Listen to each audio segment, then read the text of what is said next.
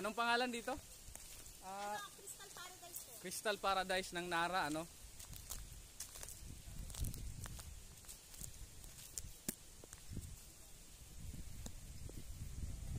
So ayan guys, nandito kami ngayon mga kapatid sa Crystal Paradise.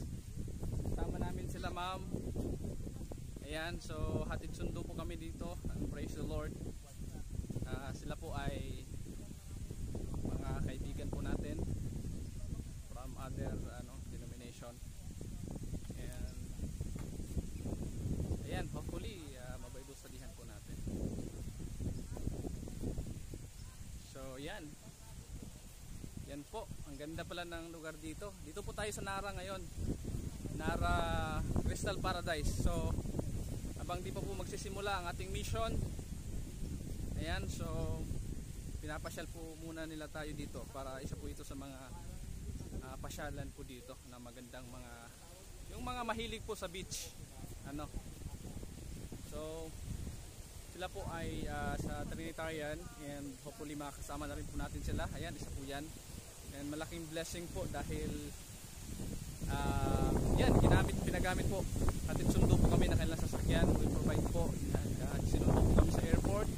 So yan, sila po ay baptist, and hopefully po mababaptize na rin po sila. Yan.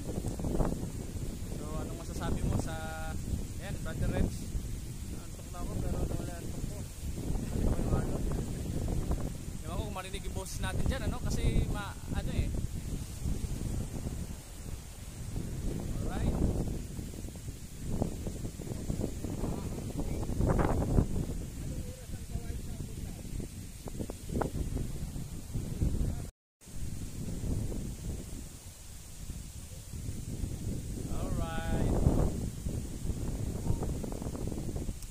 Yun po mga kapatid. Ayan, so maganda po dito. Isa po ito sa mission po natin, itong Nara. And then actually marami pong lugar dito sa Palawan po ang ating i-mission. Ayan, so kasama po natin yung mga ibang natin. And may makasama po natin Trinitarian and willing po makinig sa atin sa apostolic doctrine. So yan, hopefully magkakaroon tayo ng time din po sa kanila for Bible studies. Okay, so ang ganda po ng place dito. Nakikita nyo po.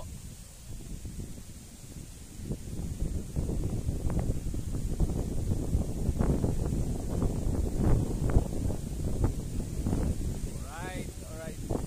Medyo mahangin nga lang, hindi ko nadala yung ano ko. Pero ayan, balag po tayo later.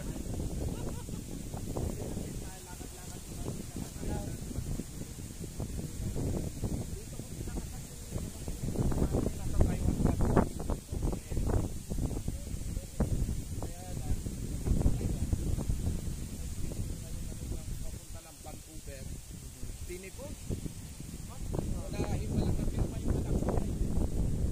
Canada pala. Hindi pala nawala ho kasi parang pinalalabas lang po nag-mail lang sila mag-tanggap next month. Parang 30 or 60 days. Grabe, ang ganda ng lugar dito. Hello, Crystal Paradise Resort. Para tayong may namin na yung aming missionary. yan. Brother. Para tayong may drone, no?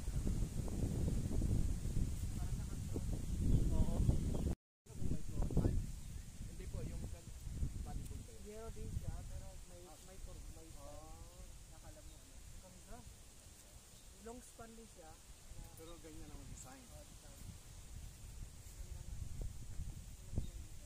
Parang kulay. Brown. One yan po, between natin yan, kaya lang green. Sa gabi. Kung pinabukasan sa gabi, wala tayo magagaling sa batayo. Magsasahan tayo kasi para sa gawain.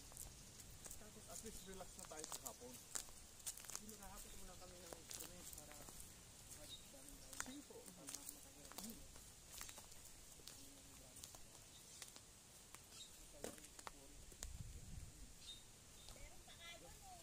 Alright. Let's go. Okay na. Ganda. Swimming pool din. Ganda ng ganda ng view. Di para mag-view ba nila sana? Sige, next time na lang.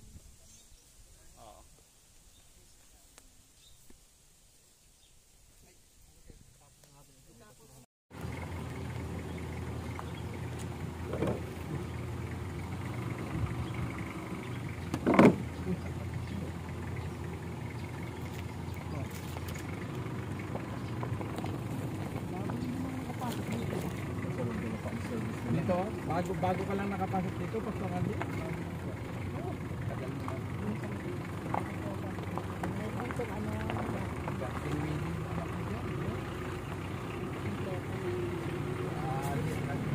Ano po yung napangasawa Taiwanese? Hindi naman po, taga Iloilo. Pilipino rin. Pilipino. Katrabaho niya sa Taiwan ng matagal. And then umuwi siya. Sabi niya sa akin, nagpaalam. Papa, nagkasawa na. Lalaki po ang anak nyo. Lalaki yung anak ko. Sir, salamat. Thank you. Ay, nung bumalik sila, parang gusto pang yung ticket nila. Kahit, umalis ka na aeroplano. Tawag na ng tawa. Sila na na. Siguro nabibig sa pulot ka ta. Ay, no. Grabe naman yun, kakakasal lang eh. Kakakasal lang po, mga around less than 2 weeks. Ano? yun, nagsiselos. No. Well,